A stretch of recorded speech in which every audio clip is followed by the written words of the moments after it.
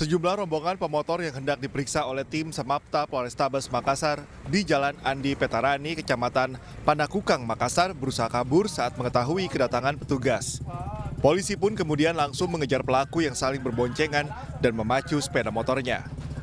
Bahkan sejumlah pelaku baru dapat dihentikan setelah dirinya terjatuh akibat kehilangan kendali. Dari razia ini, polisi juga menjaring pengendara motor lainnya yang membawa minuman keras di sepeda motornya. Diduga gerombolan pemotor akan melakukan balap liar di sejumlah lokasi di kota Makassar. Belasan motor pun diamankan petugas lantaran memodifikasi kendaraan tidak standar.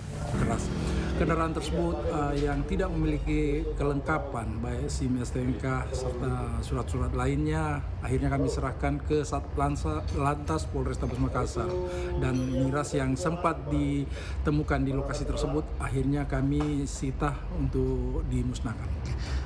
Total malam ini kurang lebih ada berapa motor? Untuk kendaraan yang sempat diamankan di 3 lokasi sebanyak belasan kendaraan akhirnya kami giring ke Satlantas Polrestabes Makassar. Untuk dikenai tilangnya? Diberikan sanksi. Razia ini pun dilakukan untuk menciptakan suasana kondusif di kota Makassar jelang Ramadan. Razia pun akan digelar secara rutin di sejumlah titik di kota Makassar. Dari Makassar, Sulawesi Selatan, Muhammad Nurbone, iNews melaporkan.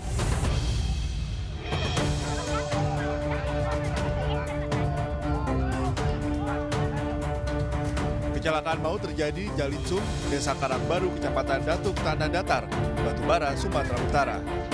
Diduga hendak mendahului sebuah truk tronton dari arah Medan menuju Rantau Parapat melaju kencang, menabrak bahkan menyeret pickup yang tepat berada di depannya dari arah berlawanan. Akibat benturan hebat ini, satu sopir dan 2 penumpang pickup mengalami luka parah akibat terjepit dan saat ini masih dirawat di rumah sakit. Sementara penumpang pickup lainnya meninggal dunia di rumah sakit.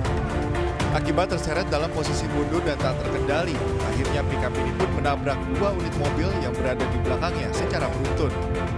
Tak ada korban jiwa pada kejadian susulan ini, namun minibus ringsek pada bagian depan dan belakang. Saat di kendaraan tersebut ada kita temukan sisa-sisa daripada kita duga narkoba jenis sabu-sabu. Nanti untuk lanjutnya akan kita lakukan pengembangan, kita lakukan tes urin terhadap si pengemudi motor tersebut. Lalu telah terjadi kecelakaan lalu lintas, tepatnya di dekat perlintasan kereta api Petatal antara satu unit motor truk yang datang dari arah Medan menuju Kisaran kontra satu unit mobil pickup yang datang dari arah Kisaran menuju Medan, di mana mobil truk tersebut mendahului kendaraan tanpa memperhatikan kedatangan kendaraan dari depannya.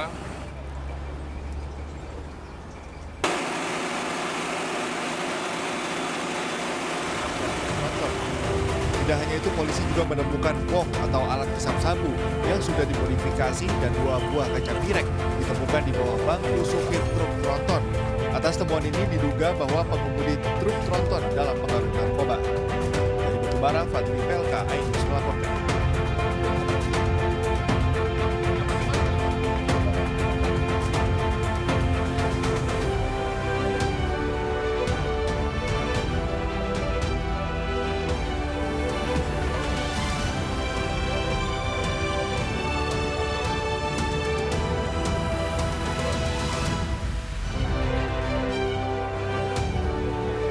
Selebgram ajudan pribadi dengan 1 juta lebih pengikut ditahan polisi akibat kasus penipuan.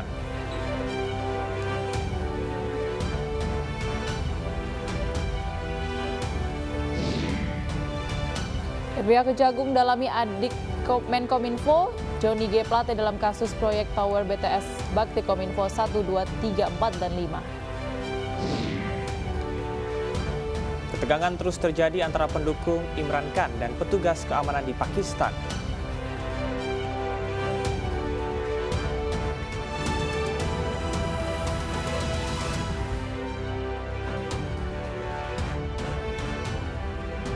Halo, selamat pagi pemirsa, selamat pagi. Halo Baby. Syamar, apa kabarnya? Luar biasa, kita ketemu lagi nih, pagi kemarin dan pagi hari ini. Pagi hari ini ya, udah seminggu nggak ketemu lagi, akhirnya Luar ketemu lagi hari biasa. ini, tentunya memperbarui informasi pemirsa di rumah. Kami hadir kembali dalam Anyus Pagi, melengkapi informasi Anda pada pagi hari ini. Dan selain 3 berita utama tadi, redaksi kami juga sudah menyiapkan sejumlah informasi menarik lainnya untuk Anda. Bersama saya, Camar Haenda. Dan saya Bebi Krisami, inilah Anyus Pagi selengkapnya.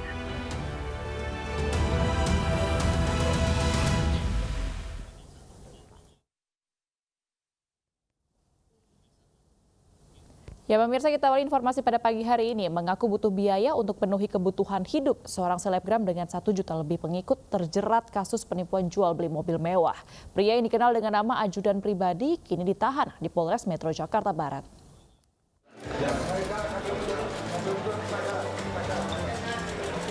Selebgram Muhammad Akbar atau yang dikenal dengan ajudan pribadi hanya tertunduk saat digelandang ke Polres Metro Jakarta Barat.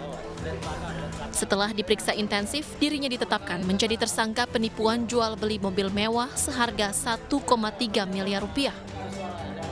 Penangkapan ajudan pribadi berawal dari adanya laporan warga Cipondoh, Tangerang, Banten yang merasa dirugikan karena kehilangan uang 1,3 miliar rupiah saat berbisnis jual beli mobil dengan tersangka. Muhammad Akbar kemudian ditangkap saat berada di kampung halamannya di Kota Makassar, Sulawesi Selatan. Muhammad Akbar meminta maaf atas perbuatannya ini.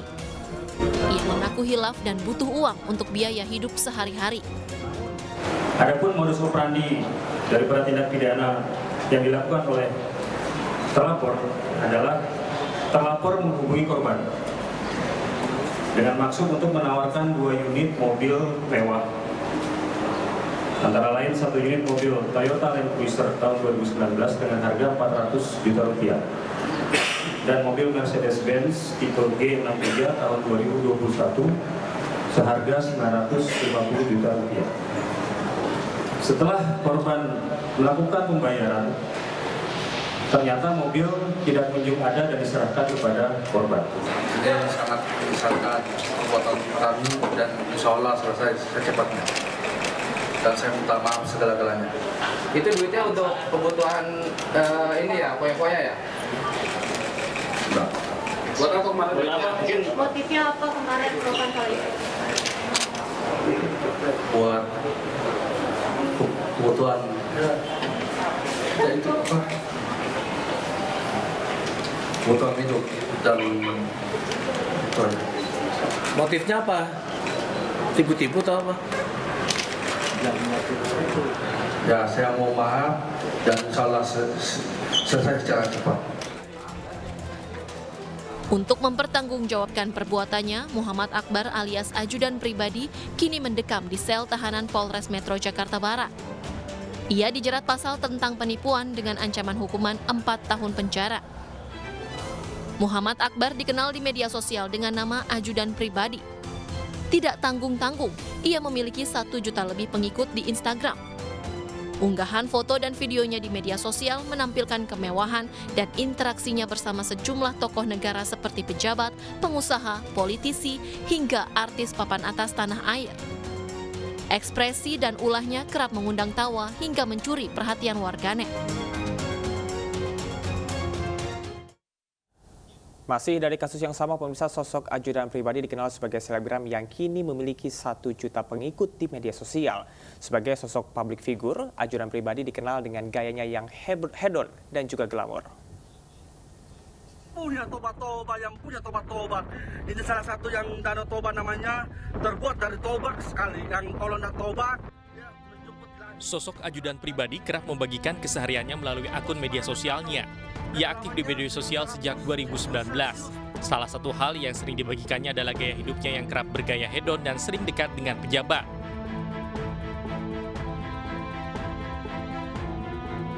Ajudan pribadi memiliki nama asli Muhammad Akbar Bera Baharudin. Dia lahir di Pulau Kalukuang, Kabupaten Pangkep, Sulawesi Selatan, 4 Juli 1997. Sebagai seorang figur publik, ajudan pribadi aktif di media sosial Instagram dan YouTube.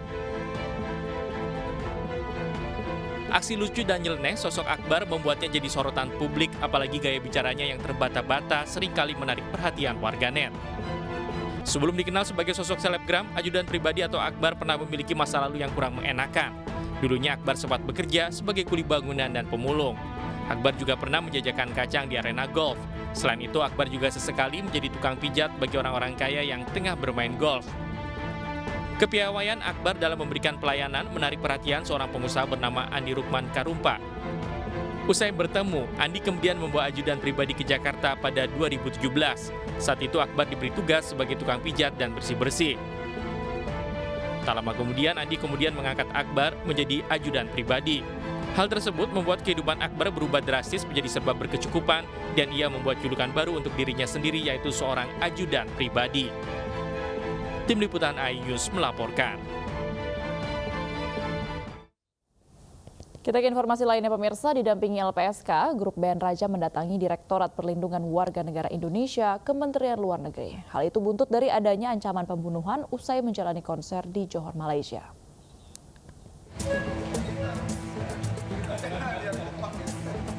Grup Band Raja mendatangi kantor Kementerian Luar Negeri meminta perlindungan pasca peristiwa penyekapan dan ancaman pembunuhan usai menggelar konser di Johor Bahru, Malaysia pekan lalu. Dengan meminta perlindungan kepada negara, Band Raja berharap keselamatan mereka bisa terjamin ketika kembali manggung di negeri jiran Malaysia. Alhamdulillah dari pihak Pak Yuda juga dari Direktorat sendiri akan siap memonitor, mengawal kasus ini. Jadi ya kita tinggal melihat tindakan dari Kemenlu lah ya, itu aja lagi. Direktorat Perlindungan Warga Negara Indonesia Kementerian Luar Negeri Yuda Nugraha mengatakan kasus ancaman terhadap Grup Band Raja sudah memasuki pengadilan Johor Bahru. Dengan ancaman tersebut sudah ada proses hukum yang dilakukan oleh otoritas yang ada di Johor. Pada hari ini telah dilakukan persidangan pertama. Ini proses persidangannya cepat, ya, sudah dilakukan oleh otoritas setempat. Sidang sudah dilakukan pada hari ini untuk case management, dan kemudian dari KJRI Johor Bahru juga sudah menugaskan kita lawyer untuk melakukan watching brief atau memonitor proses hukum yang ada. Kita ikuti proses hukum ini ya untuk mendapatkan keadilan bagi Band Raja yang telah melakukan. Selain ke Kementerian Luar Negeri, Band Raja juga telah meminta bantuan ke Lembaga Perlindungan Saksi dan Korban LPSK, di mana kini telah mendapatkan pendampingan perlindungan. Dari Jakarta, Rani Sanjaya, iNews melaporkan.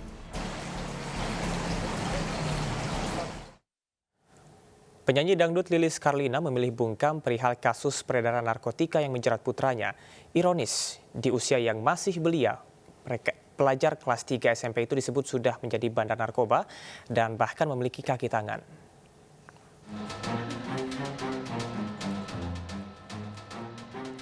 Penyanyi dangdut Lilis Karlina menghindari wartawan usai membesuk anaknya RDI 15 tahun yang ditahan di Mapolres Purwakarta, Jawa Barat karena kasus narkoba. Ia enggan menjawab pertanyaan wartawan terkait penangkapan anaknya sebagai bandar narkoba. Penangkapan siswa kelas 3 SMP pun menghebohkan karena ia ternyata memiliki kaki tangan orang dewasa untuk mengedarkan narkoba hingga keluar kota. Selain RDI, petugas juga mengamankan anak buahnya berinisial I, pria berusia 26 tahun. Bersama barang bukti lebih dari 1.000 butir obat terlarang berbagai merek. Pelaku RDI menjual narkoba yang ia beli secara daring kepada para pelajar maupun orang dewasa. Pelaku dengan inisial RD berusia, terus terang kita miris, berusia 15 tahun, pekerjaan pelajar dari Desa Ciwareng, Kabupaten Cikau, Purwakarta. Modus operandi tersangka yaitu mengedarkan sediaan farmasi yang tidak memiliki izin edar. Pasca penangkapan sang anak, rumah Lilis Karlina di Desa Ciwareng, Kecamatan Babakan Cikau, Purwakarta, Jawa Barat tampak sepi. Pagar rumah tertutup rapat tanpa seorang pun terlihat keluar rumah. Sementara menurut warga sekitar, pelaku RDI tidak bergaul dengan masyarakat. Bahkan banyak warga mengaku tidak mengenalinya karena selalu menggunakan mobil jika keluar rumah. Sedangkan ibunya Lilis Karlina meski tidak sering namun suka bergaul dengan masyarakat. Dari Purwakarta, Jawa Barat, Irwan, iNews melaporkan.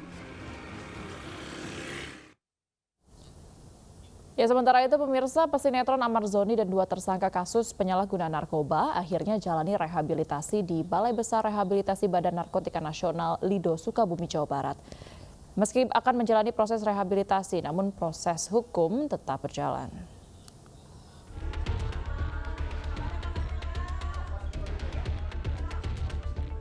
Penyidik Satuan Narkoba Polres Metro Jakarta Selatan menerima pengajuan rehabilitasi yang diajukan pihak keluarga pesinetron Amar Zoni. Amarzoni dibawa penyidik Sat Narkoba Polres Metro Jakarta Selatan ke Balai Besar Rehabilitasi Badan Narkotika Nasional di Lido, Sukabumi, Jawa Barat.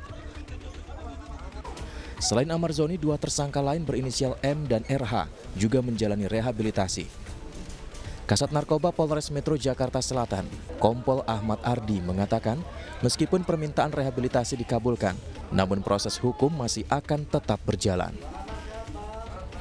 Dan kita berkoordinasi dengan BNNK Jaksel, hari ini kita melakukan asesmen kepada ketiga tersangka tersebut. Dan hari ini juga saudara AZ, M dan R kita tempatkan untuk melaksanakan rehabilitasi di Balai Rehabilitasi Pemerintah di Lido selama 3-6 bulan. Sebelumnya pesinetron Amarzoni ditangkap bersama 2 tersangka lain di kawasan Sentul, Bogor, Jawa Barat hari Rabu lalu dengan barang bukti 1,04 gram narkoba jenis sabu. Dari Jakarta, Rizky Falufi, iNews melaporkan. Informasi selanjutnya, pemirsa, tim SAR gabungan masih mencari korban longsor yang tertimbun material tanah di Kampung Empang, Bogor Selatan, Jawa Barat. Sementara itu, petugas KAI masih terus berupaya memperbaiki rel yang menggantung akibat bantalan longsor.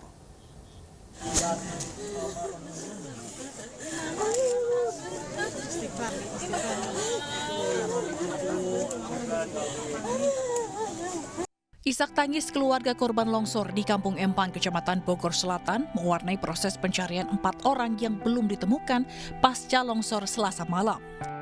6 rumah warga di RT 7 RW 4 rusak berat diterjang longsor akibat hujan deras yang mengguyur. 13 korban berhasil dievakuasi, 2 orang warga meninggal dunia, sementara 4 orang belum ditemukan.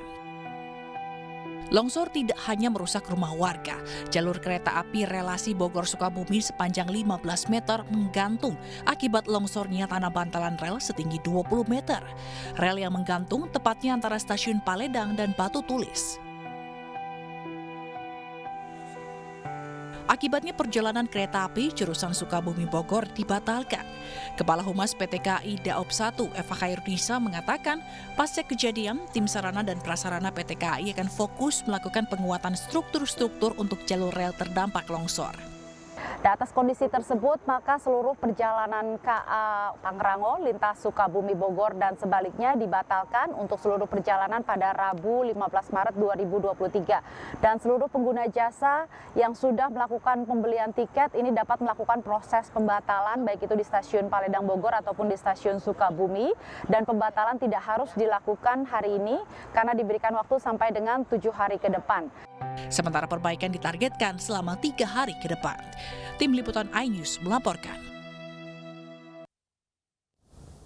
Ya pemirsa, perbaikan jalur kereta api yang terdampak longsor antara Bogor Paledang dan Batu Tulis dilakukan petugas PT KAI Daob 1 serta Ditjenka Kemenhub. Salah satunya dengan melakukan penguatan konstruksi jalan rel khususnya jalur hilir yang tidak terdampak longsor. Sebelum dioperasikan penggunaan lokomotif, petugas juga melakukan uji coba. Jika dinyatakan aman, maka kereta api Pangrango dapat dioperasikan.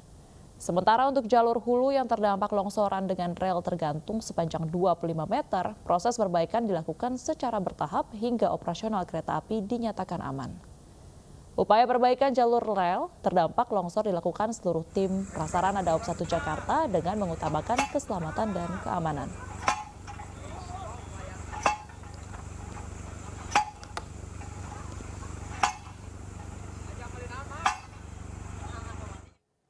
Sementara itu, pemirsa, material longsor menutup badan jalan Poros Sereale Rantai Pao, Kecamatan Tikala, Toraja Utara, Sulawesi Selatan pada Rabu siang.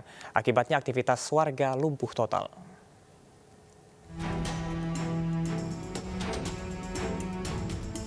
Tingginya intensitas hujan membuat tebing setinggi 50 meter di Tok Nanakan yang merupakan jalan penghubung antara Kabupaten Mamuju, Provinsi Sulawesi Barat dengan Kabupaten Toraja Utara, Sulawesi Selatan tidak bisa dilalui. Batu berukuran besar dan batang pohon menutup badan jalan hingga kendaraan yang hendak memasok sembako ke wilayah Rindingalo tak bisa melintas dan terpaksa putar arah. Sejumlah warga di lokasi dengan alat seadanya berusaha menyingkirkan batang pohon. Ini belum ada alat, belum ada. Kita manual juga, ini susah Pak. Agak susah karena ini harus pakai alat berat, pakai breaker baru bisa keluar batunya. Warga berharap pemerintah segera berupaya membersihkan material longsor sebab jalan penghubung kabupaten ini merupakan akses utama untuk menuju ke ibu kota kabupaten. Dari Toraja Utara, Sulawesi Selatan, Jufri Tonapa, iNews melaporkan. Beralih ke informasi lain, pemirsa, 2 warga negara asal Rusia dan Australia dideportasi oleh kantor imigrasi Denpasar, Bali. Deportasi dilakukan setelah kedua WNA tersebut tersangkut kasus narkoba dan menyalahi izin tinggal selama di Bali.